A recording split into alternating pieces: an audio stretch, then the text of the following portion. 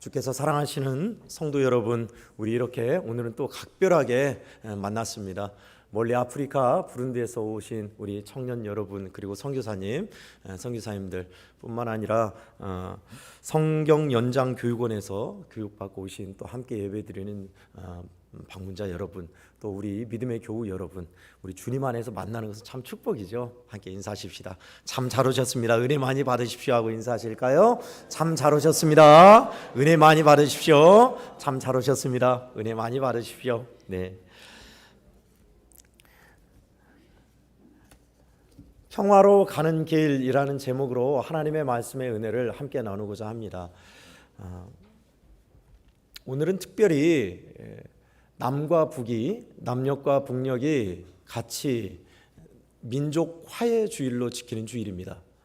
뿐만 아니라 개신교, 기독교와 구교, 천주교도 역시 마찬가지로 민족 화해와 일치 주일로 같이 지키려고 한 주일입니다. 한 번도 저도 애양원교회에서 이걸 지킨 적이 없어요.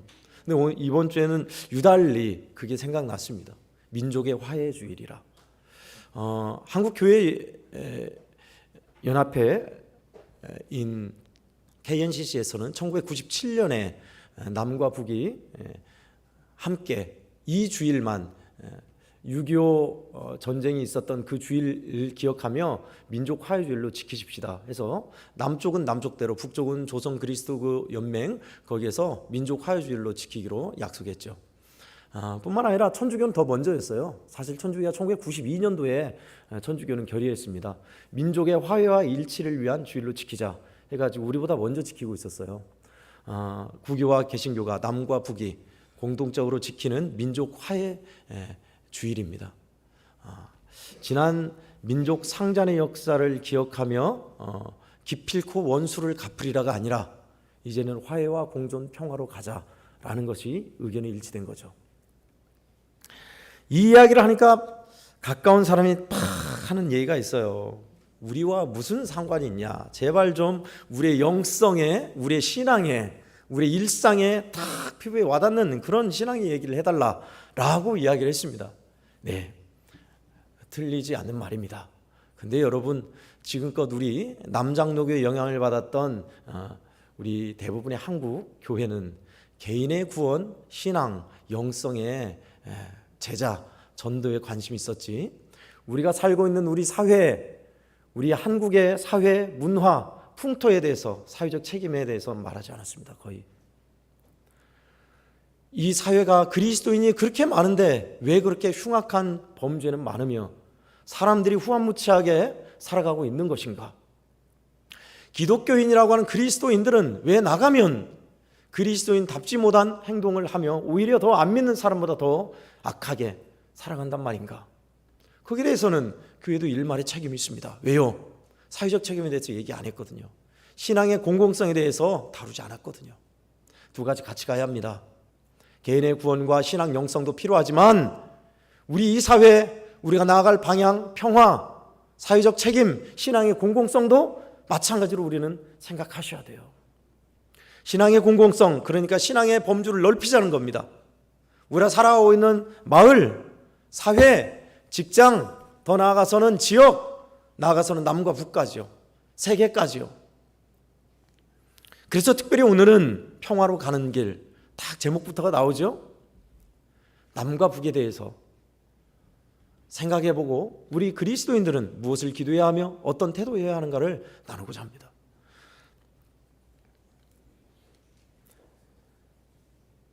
현실의 우리 코리아, 사우스 코리아와 노스 코리아는 저는 각각 다른 국가명을 용인하지 않는 사람입니다. 아직도 코리아예요. 저한테는 남과 북이 동포예요. 모르겠습니다. 제가 배울 때는 우리나라 하면 북쪽까지를 일컬어서 배웠습니다. 저는. 근데 요즘 아이들은 어쩐지 모르겠어요. 우리나라 하면 대한민국만 말하는지. 어쨌든 사우스 코리아와 노스 코리아는 지금 현 상황이 어떻습니까? 북쪽에서는 경제력도 약하고 군사력도 약하니 살 길은 미사일 개발밖에 없다. 핵을 개발하고 미사일을 쏘아댑니다. 남쪽에서는 침략하지 않을까 염려하여서 세계 최강국인 미국과 함께 동아시아의 최대의 군사훈련은 핵전쟁 연습을 하고 있습니다. 남쪽에서는 삐라를 뿌리고 있었고 북쪽에서는 거기에 대응해서 오물풍선을 보내고 있습니다.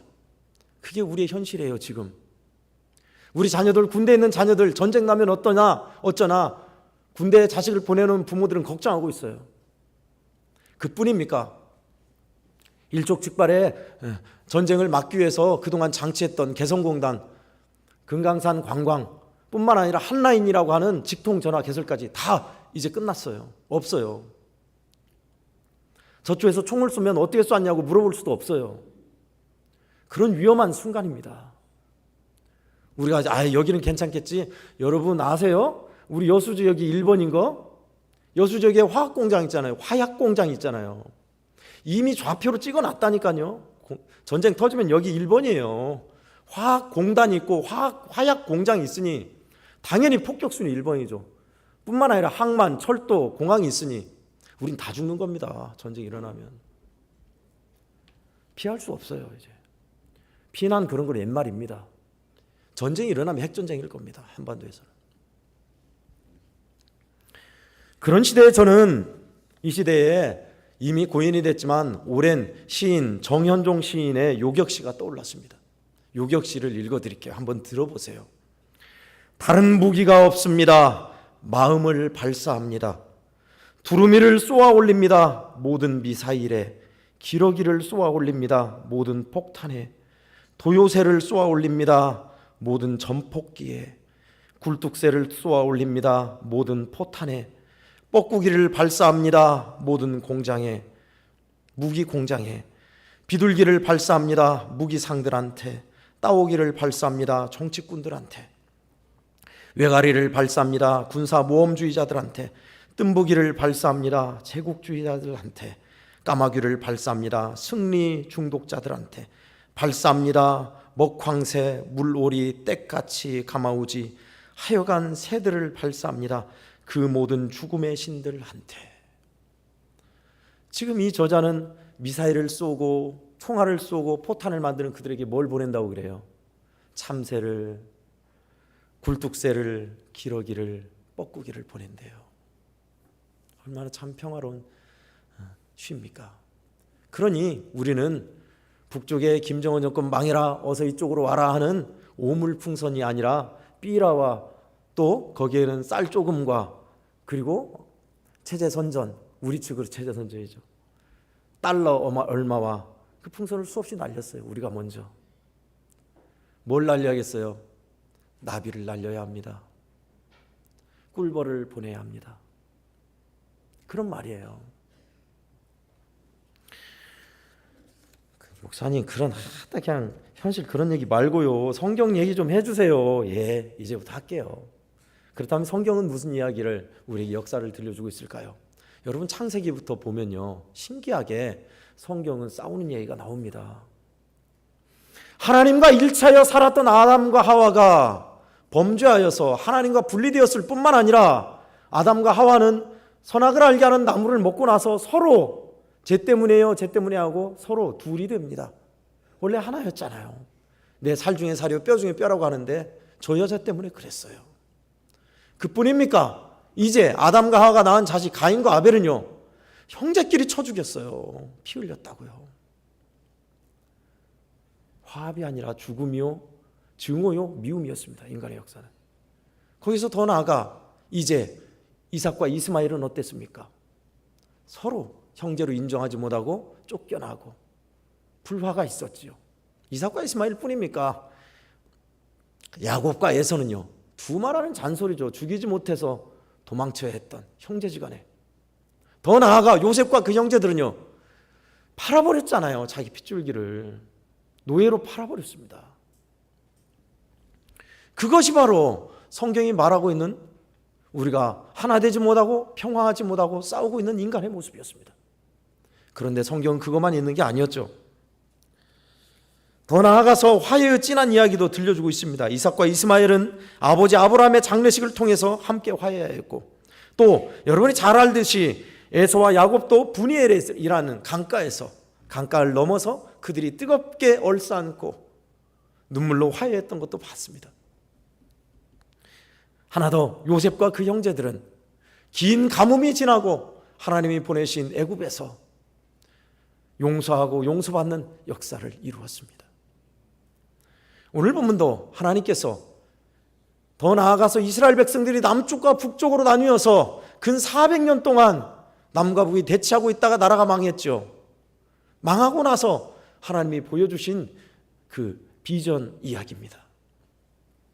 막대기 비전이라고도 하는데요. 원래 에스겔서 37장은 여러분 이것보다 여러분이 잘 알고 있는 게 있죠.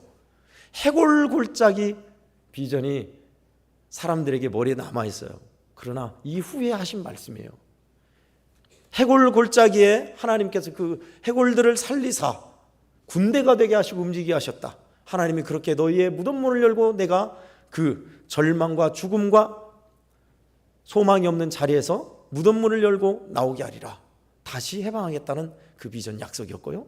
그 다음이에요. 우리가 읽었던 것은 막대기 하나를 취하다가, 무슨 막대기인지 아세요? 여러분 잘 안 보이시죠? 우리 토속적인 탱자나무입니다. 저기 기념관 가는 쪽에 내려가는데 아직도 탱자나무가 조금 남아있더라고요.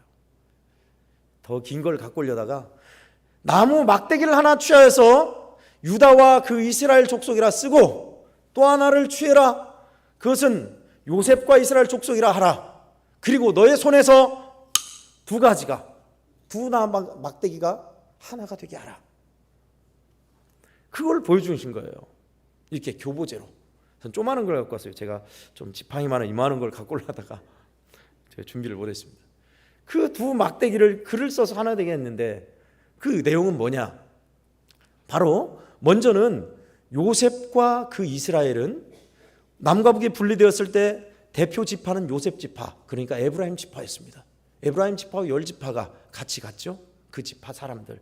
또 나머지 유다와 그 이스라엘은 남유다하고 같이 했던 베냐민과 그리고 북이스라엘에서 내려왔던 많은 사람들, 레위 지파와 많은 사람들 뜻합니다.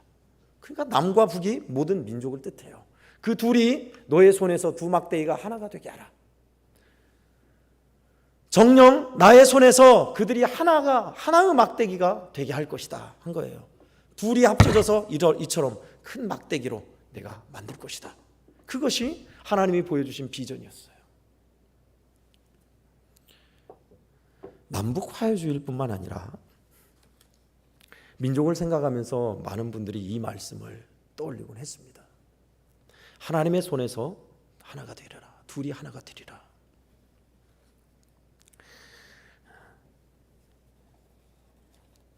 둘이 하나가 된다는 이 사건 말입니다.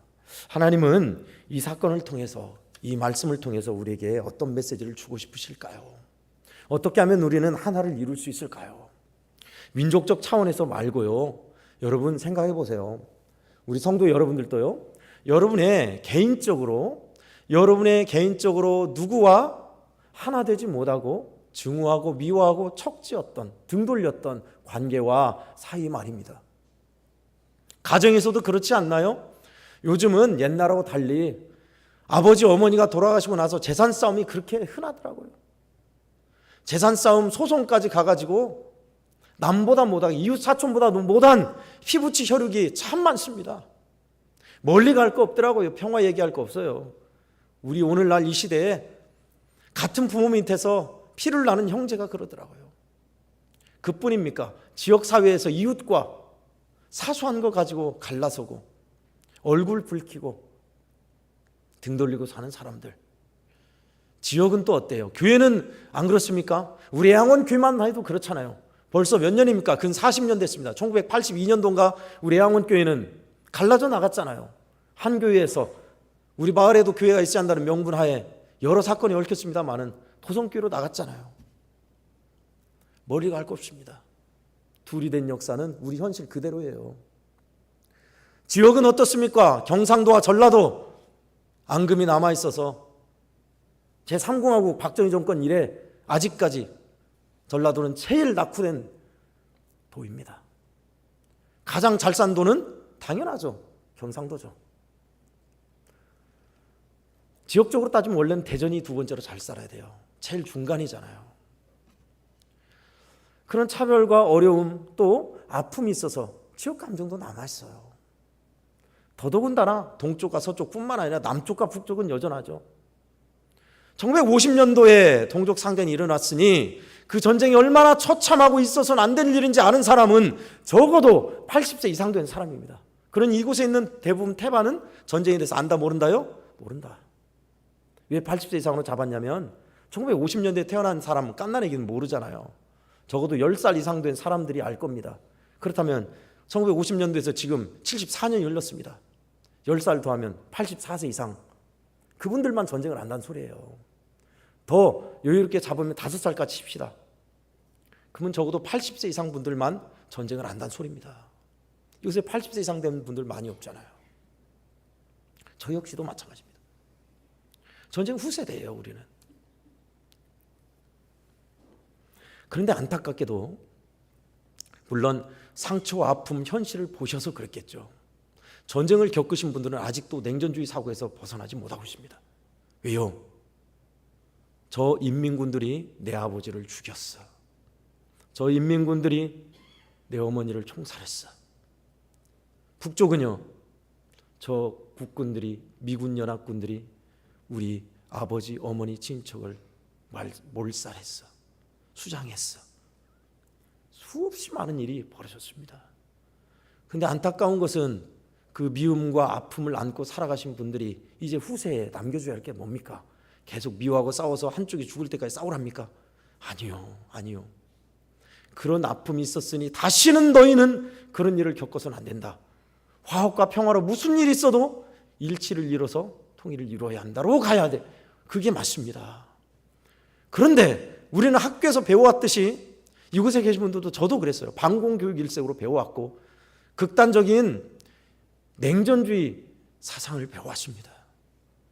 그러다 보니 한쪽이 죽지 않으면 우리는 생존할 수 없다. 그렇게 살아왔죠. 특히나 우리 애양원교회는 이 설교, 이 말씀을 받아들이기 힘든 분도 계실 겁니다. 목사님, 우리 손양원 목사님부터 인민군한테 죽었는데 지금 목사님 그거 알고는 하신 소리입니까? 연세 많으신 분들, 90세 이상 된 분들은 겪으셨잖아요. 인민군이 직접 여기까지 온 걸 보셨어요. 아세요? 네, 그 아픔, 사랑하는 사람을 잃어야 했던 울분을 저는 다 이해 못합니다. 그러나 정녕 우리가 미래로 갈 길은 어디입니까? 대치하고 싸우고 총뿌리를 겨누는 것은 서로 살 길이 아닙니다.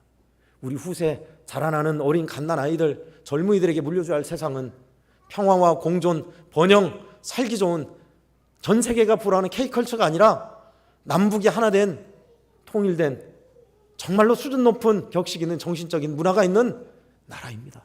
그것이 김구가 꿈꿨던 세상, 독립군들이 꿈꿨던 나라였습니다. 그러면 어떻게 해야 하냐? 두 가지를 나누고 싶습니다. 먼저 믿음의 신앙적으로도 마찬가지고 이 나라 우리의 갈 길도 마찬가지입니다. 첫 번째는 저주라입니다. 따라하겠습니다. 저주라. 창세기 13장 9절을 보면요, 여러분이 잘 아는 구절이 나옵니다. 아브라함과 조카 롯이 거부를 이루어서 가축을 많이 키우게 됐어요. 그런데 아브라함과 조카 롯이 싸운 게 아니라 그 목자들이 싸웠어요. 왜요? 많은 양들의 풀을 뜯겨야 하는데 좋은 풀을 저쪽에서 먼저 뜯기고 있으니 이번에는 내가 이 좀 풀 좀 뜯기자 하니까 안 된다. 그랬겠죠, 뻔하니. 그래서 어떻게 할 건가 고민하다가 아브라함이 먼저 얘기합니다. 조카에게 우리가 서로 싸울 것이 없다.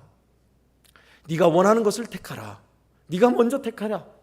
나는 나중에 택하겠다 하고 우선권을 조카에게 주는 거예요. 네가 좌하면 나는 우하겠고 네가 우하면 나는 좌할 것이다. 그 말 유명하죠. 예.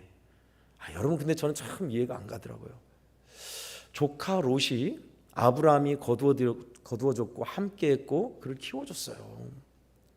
그렇다면 적어도 삼촌이 먼저 선택하세요. 삼촌이 먼저 선택하시고 제가 나중에 할게요. 그럼 또 아브라함이 그러면 자기가 좋은 거 쏙 하겠어요? 모름지기 삼촌이 조카한테 양보하죠. 근데 그게 아니에요, 보면. 그죠? 여러분 다 알고 계시죠? 조카 롯이 딱 보니까 소할 땅이라는 좋은 땅이 있어요. 물도 있고 초목이에요. 푸른 초장 쉴만 물가예요. 여기다. 자기가 딱 거기를 먼저 선택한 거예요. 아브라함이 몰랐을까요? 알지요. 아브라함은 좋은 땅을 선택한 조카 롯에게 양보하고 자기는 척박한 곳을 택합니다. 척박한 곳을 차지하죠. 그것이 창세기 13장에 나온 내용입니다. 근데 우리는 알고 있죠. 그 결과를 알고 있어요. 풍요하고 넉넉한 땅 소알 땅에서 소돔에 살다가 롯은 죽을 뻔했습니다. 모든 걸 잃고 도망쳐 나와야 했어요. 뿐만 아니라 전쟁이 일어나서 다 잡혀가고 포로되었을 때 아브라함이 그를 또 건져줬어요. 여러분 알죠? 아브라함은요, 그 척박한 땅이었지만 하나님이 지키사 여전히 거부가 되어서 많은 사람들에게 손님을 접대하고 베풀며 하나님의 벗으로 살았어요. 할렐루야. 아멘. 지금 당장은 내가 져주면은, 목사님 무슨 소리예요? 져주면은 승자 독식의 세상에서 죽는 겁니다. 지른 거 패배는 죽는 거예요. A와 B 두 회사, 빵공장 둘이 있다고 칩시다. 선전하고 잘 나가고 더 맛있는 회사가 팔리잖아요. 한 회사는 망하잖아요. 거둬드립니까? 아니요. 망하면 끝이에요. 그게 자본주의입니다. 그게.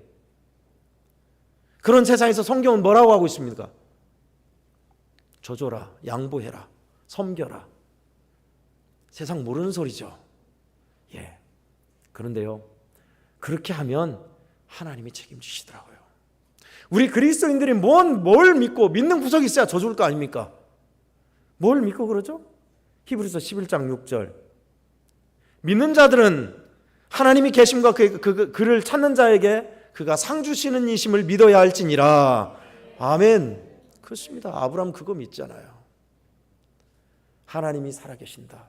하나님이 책임져 주신다. 하나님께 기도하고 구하는 자 하나님이 좋은 거 주신다. 그리고 양보한 거예요. 결국에 하나님은 축복하고 야마하시는 하나님이십니다. 온유한 자는 복이 있나니 저희가 땅을 기업으로 받을 것이며 화평케 하는 자는 복이 있나니 저희가 하나님의 아들이라 일컬음을 받을 것이며.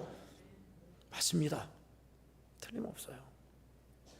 재산 싸움도요, 형제지간에 재산 싸움도 참 알고 보면 그래요. 그 재산 천년 만년 누릴 것도 아니고 결국은 그 재산 자기가 쓰고 먹고 놀다가 제대로 누리지도 못하고 끝나요. 형제지간에 의 갈리는 거 싫어해서 줘버리고 양보한 사람들 잘한 겁니다. 잘한 거예요.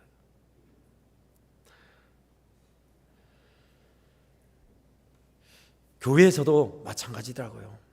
지금 작금의 교회는 분열하고 다투고 갈라지는 게 참 많이 보입니다. 지금도 여전해요. 우리 여수 지역도 여러분 잘 알죠?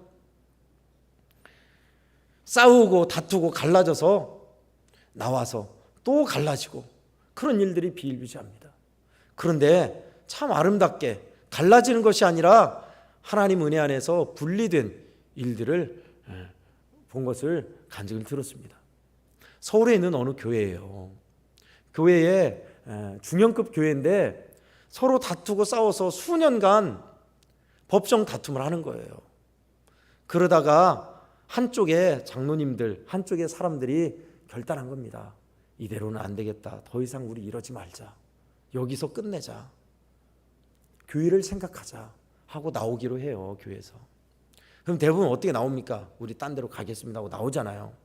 그런데 하나님의 방법을 선택합니다. 나올 땐 나오더라도 그동안 다투면서 마음이 상하고 아팠던 이들 밥 한번 같이 먹자 해서 그 교회를 떠나는 장로님과 사람들이 돈을 들여서 거하게 밥을 차려서 같이 밥 먹고 화해하고 이제 우리 떠납니다 하면서 환송하면서 큰 절을 하고 부둥켜 안고 그리고 떠난 거예요. 떠나서 다른 데서 예배 드리다가 그렇게 예배 드리다가 어떻게 알아서 자그마한 교회가 비어서 마련했는데 그렇게 아름다운 교회로 하나님께서 가게 하셨고 섬기는 교회라는 이름으로 교회가 되어서 지금도 잘 섬기고 있어요. 얼마나 아름답습니까? 갈 땐 가더라도 하나님의 방법으로 하나도 자기 목 챙기지 않고 져주고 밥 한번 같이 먹고 베풀고 안아주고 축복하고 떠난 사람들 하나님 책임 안 지시겠어요? 이래야 돼요. 이게 져주는 겁니다. 저는 어렸을 때 어머니 아버지에게 받은 교육, 그리고 제가 눈으로 보면서 깨달은 것이 참 많습니다만은 그 중에 하나 유달리 굉장히 엄하게 어머니가 교육하신 게 있어요. 그것은 동생과 싸우면 안 된다는 것이 철칙이었습니다. 가끔 이제 동생과 뭉치게 하고 장난하다가 살짝 때리는데 아파갖고 팍 때리면 울잖아요. 앵 하고 울잖아요. 그러면 바로 메타작이에요. 이게 왜 제가 이 탱자나무를 가져온지 아십니까? 탱자나무를 딱 벽에 걸어 놓으셨어요. 그래서 동생하고 싸우기만 했다면 그걸 가지고 사정없이 다 후려쳤습니다. 머리고 손이고 사정없어요. 등이고 다 막으면 막 손가락으로 다 사정없이 후려치셨습니다. 심지어는 불 때다가 타고 있는 부지깽이를 갖고 와서도 때리셨어요. 결과 왜 그랬죠? 형제지간에 싸우면 안 된다. 공부 못하는 것은 봐주셨어요. 그냥 넘어갔어요. 다른 거 남에게 말썽 피우고 그런 것도 그냥 몇 마디 지청구하고 마셨어요. 유달리 동생과 싸웠다면 그때는 메타작이에요. 근데 나중에 알았어요. 제 동생을 아버지가 50에 낳으셨습니다. 쉰둥입니다. 그리고 저는 47세에 낳으셨습니다. 그러면 그동안 자녀가 없었냐? 아니요. 위로 딸이 6이었습니다. 아들 낳으려고 낳는데 막판에 노산으로 2 아들을 낳은 거예요. 어머니가 언젠가 그러시더라고요. 내가 죽으면 저것들 둘이 남을 텐데. 누가 둘이 남아요? 막판에 낳은 아들 둘만 남는 거예요. 딸들은 다 시집가고. 그 남은 둘이 서로 티격태격 싸우면 되겠어요? 안 되겠어요? 그걸 생각하신 겁니다. 무슨 일이 있어도 싸우지 말라. 그것을 철저하게 가르치셨어요. 그러면서 저한테 하신 말씀은 그거였어요. 네가 성인이니까 네가 저주해야 할 거 아니냐. 지는 게 이기는 거다. 지는 게 이기는 거다. 늘 그러셨어요. 여러분, 지는 게 이기는 거 맞아요. 성경에 있어서는 오늘 아브라함이 그것을 여실히 보여주고 있습니다. 지는 게 이기는 거다. 져주고 양보하면 당장은 손해인 것 같고 망하는 것 같죠. 여러분, 하나님이 책임 안 지시겠어요? 우리가 믿는 하나님 살아계세요. 성도 여러분이 조그만한 이 믿음 안에서 양보하고 포기하면 하나님이 갚으세요. 더 훨씬 멋지게 아름답게 갚으시는 하나님인 줄 믿으시기 바랍니다. 아멘. 그걸 많이 봤어요. 지난주에 저는 우리 교회 인터넷 TV를 이제 명의도 바꾸고, 옛날 목사님 명의였던 것을 명의도 바꾸고 복잡한 것을 정리를 했습니다. 장로님과 함께 가서 정리를 했어요. 그날 아침 일찍 갔습니다. 9시 몇 분에 갔어요. 가가지고 빨리 끝나겠지 하는데 워낙 복잡해요. 인터넷 여기저기 막 있고 막 주소도 다르고 해서 명의도 바꿔야 하고, 교회 명의를 다 바꿔야 하고, 교회 기념관 사택 막 이름도 그렇게 바꿔야 하고, 복잡한데 시간이 많이 걸렸어요. 약간 시간이 걸리니 그걸 정리해서 오세요. 저희가 정리해서 오세요 하더라고요. 그래서 이제 장로님하고 같이 딱 이거는 어디인 것 같아요. 딱 정리를 하고 딱 같이 했죠. 하고 오면 어때요? 제일 먼저 접수했으니까 하던 사람 끝나고 오세요 하고 이어가야 할 거 아닙니까? 근데 어쩐 일인지 기다리라는 거예요. 그리고 다음 사람하고 번호표를 뽑으라는 거예요. 번호 순서 기다리라는 거예요. 다시. 저는 좀 의아했습니다. 순간 좀 욱했어요. 뭐야, 은행에서 그러잖아요. 우리 설권사님 계신데 번호표를 뽑으면 그 사람 일 처리 안 끝나면 하고 오면 그 사람이 해주잖아요. 다음 사람 하기 전에 이 사람이 먼저 왔고 하던 일이 있어서 하는 겁니다. 그게 순서잖아요. 근데 직원이 초짜인지 번호표 대기하고 있으래요. 열받더라고요. 저는 좀. 근데 저 같은 장로님이 네 그러시게요 하죠. 양보를 하시더라고요. 근데 장로님이 양보한데 제가 못 얻었습니다 하면서 따지겠어요. 그래서 안 그런 척하고 저도 참고 있었죠. 그러니까 이제 순서 부르더라고요. 불어서 이제 딱딱딱 하니까 화평하게 웃고 잘 끝냈어요. 나중에 제가 생각했습니다. 제가 욱해가지고 아니 이게 은행에서도 이게 순서가 아니다. 무슨 일을 이렇게 하냐. 아침 일찍 왔잖냐. 나보다 늦게 온 사람 먼저 하고 그러면 어떻게 하냐. 하던 일이었잖냐. 업무가 안 끝나고. 그러려고 했어요. 근데 잘 참았어요. 잘 참았어요. 저 사람 분명히 업무처럼에서 애양원 교회 나올 거 아닙니까? 교회 대표 임용환 목사 나올 거 아닙니까? 또 뭔 목사가 성질이 저렇다냐 속으로 그럴 거 아닙니까? 또 큰일 날 뻔했습니다. 제가 잘 양보했어요. 져주는 게 이득이에요. 그래서 저는 여러분에게 무조건 지라 얘기하지 않습니다. 믿음 와서 양보할 수 있을 때 그때 양보하세요. 그것이 아름다운 일이고 그것이 근사한 사람이요 하나님은 더 복으로 챙겨주시더라고요. 생활 속에서 져주지 못해서 우리는 얼마나 많이 싸웁니까? 싸우고 다투는 일들은 대부분 지지 못하고 양보하지 못해서 그래요. 성향상 ISTJ 모범생 한국인들의 45% 4분의 1 25%가 ISTJ라고 하죠. MBTI에서 내성적이면서 정해진 틀의 모범생 스타일로 벗어나지 않고 착착착 순서 매겨서 1, 2, 3, 4 그대로 가야 마음의 안정을 느끼고 좋은 사람. 즉흥적이 아니야 무조건. 그게 한국인들 중에 4분의 1이래요. 제가 우리 애양원교회 왔을 때 우리 선생님들 고생 많았습니다. 왜 고생했겠어요? 제가 ISTJ입니다. 그때 참 수련회가 많았어요. 유초등부 따로, 중고등부 따로, 청년부 따로. 그것도 여름 겨울로. 그러니까 1년에 6번을 하는 거예요. 그때마다 기획서 기한 짜가지고 시간 계획 짜서 착착착착 이거 합시다 하면은 아이디어가 있을 거 아닙니까? 그 자리에서 이거 어때요? 이거 좋은 것 같아요. 이거는 하지 말고 이거 하시게요 하면 말은 안 했지만 기분이 나빠집니다. 저는 내가 짜온 게 그게 있는데 순서대로 대하는데 그러다가 또 어떤 때는 얼굴 붉히기도 했고요. 제가 그런 사람입니다. 제가 그런데 목회를 하면서 그게 좀 바뀌더라고요. 이제는 물론 당회도 마찬가지고 또 정책당회도 마찬가지예요.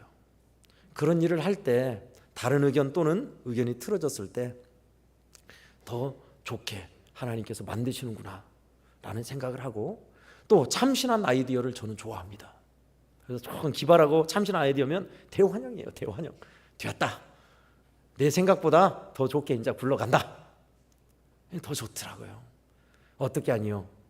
내가 내려놓고 져주니 더 좋아지는 거예요. 여러분, 여러분의 가정에서도 여러분의 일터에서도 여러분의 형제지간에서도 마찬가지 아닙니까? 그거 져주지 못해서 원래는요 강자가 져주는 법입니다. 약자는 생존을 위해서 생리적으로 져줄 수 없어요.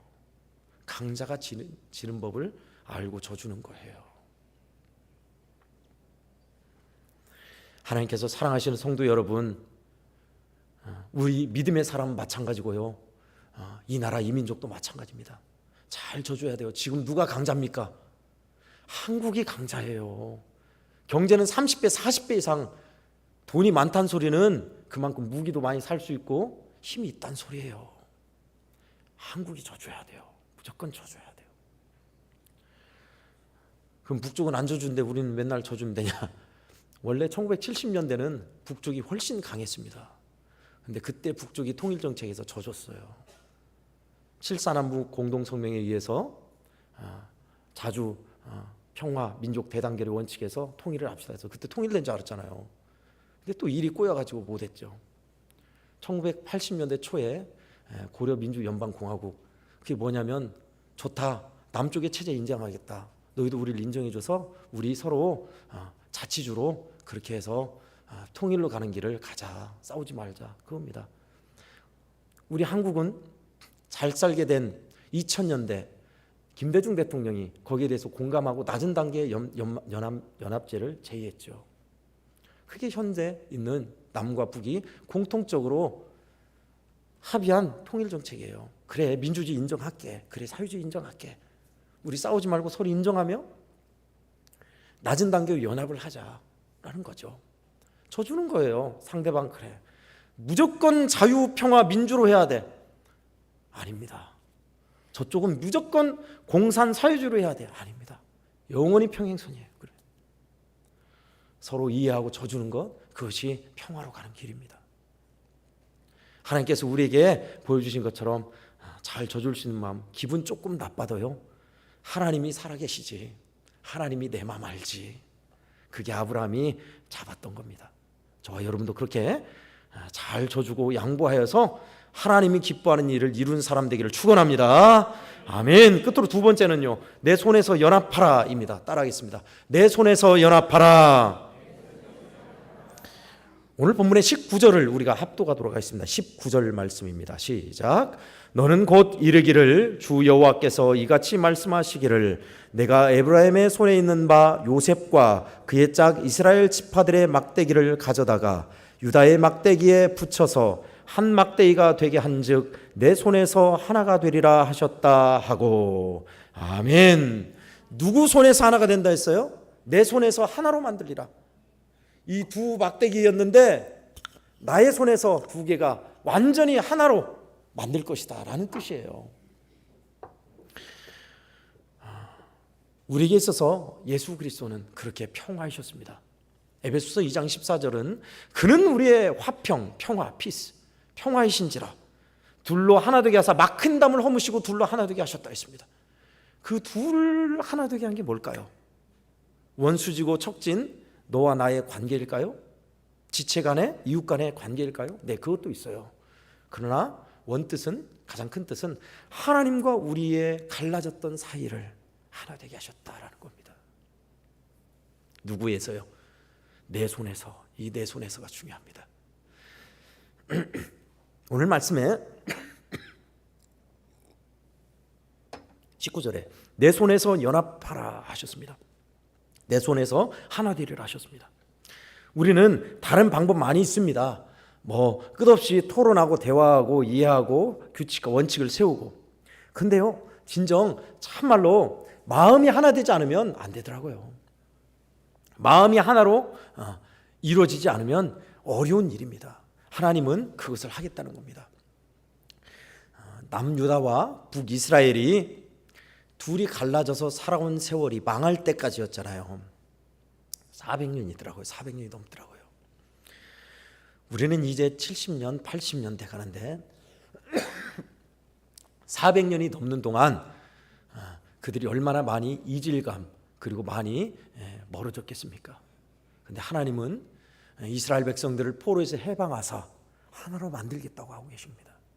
참 위대한 비전이죠. 1990년도에 저는 참 부러운 그 광경, 그게 기억나요. 그때 TV에 KBS, MBC밖에 없었죠. KBS 1, 2, MBC밖에 없었어요. 그때 라디오. 근데 그때 1990년도에 모든 방송에서 나온 그 영상이 있었어요. 1990년도가 뭡니까? 독일의 베를린 장벽이 무너질 때예요. 여러분도 한 번씩 보셨을 거예요. 베를린 장벽이 엄청난 그 담벼락이 있었는데 그 동서독의 청년들이 담벼락을 오한마로 치면서 무너뜨리고 그 위에서 기뻐 환송하고 찬송하고 축포가 터뜨려지고. 그게 뭘 뜻했죠? 동베를린, 서베를린이 갈라졌던 것이 하나가 되었어요. 통일되었어요. 독일이. 독일은 2차 대전의 전범입니다. 당연히 갈라졌어야 마땅했어요. 전범으로서 벌을 받아야 마땅했다고. 근데 우리는 무슨 죄를 졌죠? 그래요. 일본이 샌프란시스코 조약을 통해서 조선은 우리 땅인데 우리가 벌을 받겠습니다 하고 자기 일본 땅을 갈라놓은 게 아니라 조선 땅을 갈라놓은 거였어요. 죄 없는 우리가 갈라졌다고요. 상상해 보세요. 남쪽과 북쪽의 지뢰밭이 완전히 없어지고 다리가 놓아지고 철도가 연결되고 사람들이 건너갈 수 있게 큰 대로가 개설되어서 남쪽과 북쪽의 청년들이 만나서 얼싸안고 기뻐하고 수학여행을 만주로 백두산으로 떠났니? 생각해 보세요. 어느 문헌에는요, 일제시대 때 수학여행을 만주로 떠났다고 그러더라고요. 만주로. 왜 우리의 통일된 조국이 코리아인 줄 아십니까? 고구려 땅까지 생각했기 때문이에요. 우리 땅을 한반도가 아니에요. 대륙입니다. 거기까지 생각해요. 조선이란 말도 원래 조선족, 중국에 있는 땅까지를 생각해서 조선이라고 이름 지은 거예요. 나중입니다만은 그렇게 우리가 하나님 안에서 하나를 이루기 위해서는 뭐가 필요하냐? 우리는 그리스도 안에서 연합하는 것이 필요합니다. 국경의 그리스도라는 글을 읽었습니다. 아르헨티나와 칠레는 굉장한 국경에 다툼이 있었다고 그래요. 이게 내 땅인데 왜 너희가 오느냐 해가지고 유혈 사태까지 나는 다툼이 많았답니다.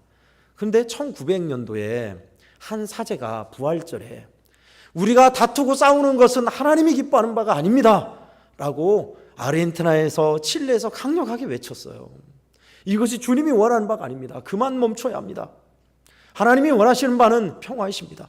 주님은 우리를 둘로 하나 되게 하기 위해서 피 흘리셨습니다. 그 간절한 외침이 있었어요. 그런데 그 외침이 아르헨티나에서 많은 사람의 공감을 일으켰고 칠레에서도 많은 사람이 거기에 대해서 이해를 했어요. 그러다 그 분위기가 좋아져서 마침내 1904년도에 아르헨티나와 칠레에서 협정을 합니다. 우리 국경 다툼을 하지 말자. 그리고 예수 그리스도 안에서 우리가 평화를 이루자. 이 국경을 다투지 말고 이 국경 사이에 그리스도의 동상을 세우자라고 합의했어요.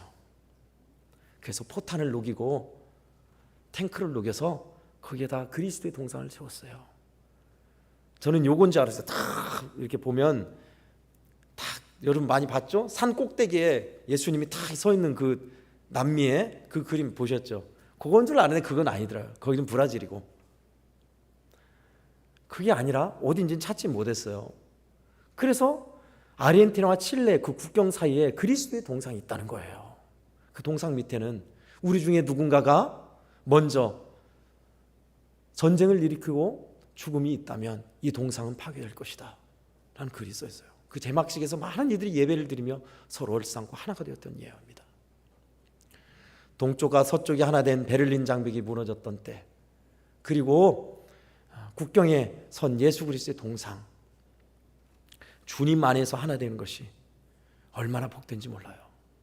서독은 그리스도의 국가입니다. 예수 믿는 나라예요. 서독이 동독이 못 살았잖아요. 동독은 공산주의, 서독은 민주주의. 서독이 어마어마한 대가를 치렀습니다. 서방 국가의 통일을 반대하는 이들에게 로비뿐만 아니라 엄청난 돈을 쏟아부었어요. 누구 하나 거기서 불평하지 않았습니다. 근데 우리는 어때요? 햇볕 정책 한다고 난리가 났었죠. 저걸로 핵폭탄 만든다, 주문 안 된다. 심지어 굶주리는 동포들에게 쌀을 준 것까지 막았습니다. 주님 안에서 하나 돼야 돼요. 여러분, 주님은 우리의 막힌 담을 허무신 분입니다. 우리 주님께서 사랑하셔서 우리를 주님 안에서 하나 되라 하세요. 연합의 노력, 하나 되기 위한 노력이 우리에겐 필요합니다. 주님은 우리의 화평이시기 때문입니다. 저는 오늘 말씀을 준비하면서 아주 오래된 복음성가 주 없이 살 수 없네가 생각났습니다. 내 맘속에 있는 참된 이 평화는 누구도 빼앗을 수 없네. 주님은 내 맘의 구주 되시었네. 오, 주 없이 살 수 없네. 평화 없는 세상, 고통과 싸움뿐, 사람들은 무서웠더네. 평화의 왕이 다시 올 때까지 죄와 전쟁은 끝이 없네. 오, 주 없이 살 수 없네. 오직 주께만 구원 있네. 주님 없는 세상 평화 없네. 오, 주 없이 살 수 없네. 아멘. 내 손에서 연합하라 한 이유가 여기 있습니다. 주님 없이는 진정한 평화 없습니다. 세상은 평화 원하지만 전쟁의 소문은 늘어가는 겁니다. 평화 외치지만 주님 안에서 연합할 때만이 내 손에서 하나가 되리라 하셨어요. 주님 안에 있을 때 그렇습니다. 우리 주님을 생각하고 바라볼 때, 내가 주님의 은혜를 받을 때 주님이 내 마음을 만지셔서 얼어붙고 가시가 돋친 마음, 날선 마음을 녹여주시고 부드럽게 다듬어 놓으실 때 그때 하나가 될 수 있어요. 다른 사상, 다른 방법, 우리 인간적인 인내, 수양으로 되지 않습니다. 어쩌면 용서와 맥을 같이 한지 몰라요. 성도 여러분, 멀리 필요한 게 아닙니다. 우리 애원교회 필요해요. 사실은 이게. 우리는 그래요. 하나님께서 하나님의 때 하나 되기를 기도해야겠습니다. 우리도 교회가 하나 되기를 기도해야겠고요. 여러분, 갈라진 사회 사이 하나 되기를 기도해야겠고요. 이 나라의 이민족이 남쪽과 북쪽이, 동쪽과 서쪽이, 세대 간에, 지역 간에 갈라지고 척지고 담벼락에 선 것 무너뜨리기 위해 우리는 기도해야겠어요. 주님 안에서 하나 된다 했습니다. 주님 안에서 연합하라 했습니다. 오늘 이 말씀대로 평화의 길은 여기 있습니다. 우리가 하나님 살아계심을 알고 잘 져주고 양보할 때, 우리가 하나님의 은혜 안에서 그 손에서 연합할 때, 그때 진정한 평화가 도래할 겁니다. 하나님께서 주시는 참된 평화, 참된 자유, 기쁨이 주의 안에서 놀랍게 이루어지는 우리 성도들의 일상과 현장, 우리 사회가 되기를 예수님의 이름으로 축원합니다. 아멘. 하나님 아버지 감사합니다. 하나님 민족 화해주의를 맞아서 하나님 민족적 차원뿐만 아니라 우리 신앙의 차원, 우리의 개인, 우리의 인생에서도 하나된 평화의 길이 어떤 건지 가르쳐주시니 고맙습니다. 주님 안에서 하나님 살아계심을 알고 잘 양보하고 져줄 줄 알게 하여 주옵소서. 뿐만 아니라 내 손에서 연합하라 하셨으니 하나님의 은혜 안에서 연합하고 하나님을 이루는 노력하는 저희들 되게 하사 주님께서 주시는 한마음 한뜻 화해하고 공존하고 상생하는 역사가 우리 사회에, 이 나라에, 우리 지역에, 우리 성도들에게 임하게 하여 주시옵소서. 예수님의 이름으로 간절히 기도하옵나이다. 아멘.